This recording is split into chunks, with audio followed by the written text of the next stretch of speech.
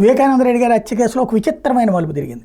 వాస్తవంగా అందులో ఆల్రెడీ అరెస్టులు ఇవన్నీ పూర్తయిపోయినాయి, జైలుకి వెళ్ళటము ఇదంతా పూర్తయిపోయింది, బెయిళ్ళు విచారణ రెగ్యులర్గా నడుస్తోంది.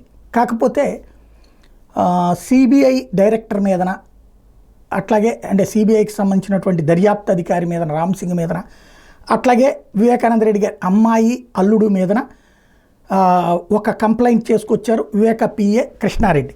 ఏమని, తనని బెదిరించి తన్ని జగన్ పేరు చెప్పమన్నారు, నేను చెప్పనన్నాను, దాంతో నా కుటుంబపుని రోడ్డుకి ఇచ్చారు, నా కొడుకు పెళ్ళిని ఆపేశారు, నన్ను తీవ్రంగా హింసించారు, ఆ ఉద్యోగం కూడా తీపిచ్చారు మా అబ్బాయిది అని చెప్పి ఈ వేధింపుల నుంచి అంటూ ఓ ప్రైవేట్ కేసు కోర్టులో వేశారు.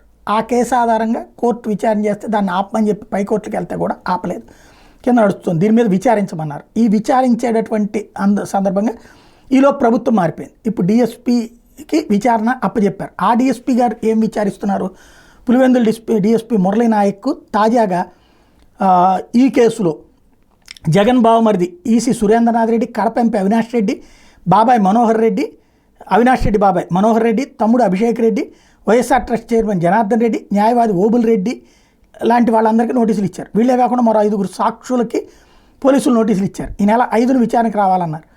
లాస్ట్ ఇయర్ డిసెంబర్ 15 కృష్ణారెడ్డి ఇచ్చిన ఫిర్యాదుకి సంబంధించి అసలు ఆయన ఇచ్చిన ఫిర్యాదు ఏంటి, రామ్ సింగ్ వాళ్ళ మీద కంప్లైంట్ చేస్తే వీళ్ళని పిలుస్తున్నారు. అది ఇక్కడ అసలు ట్విస్ట్.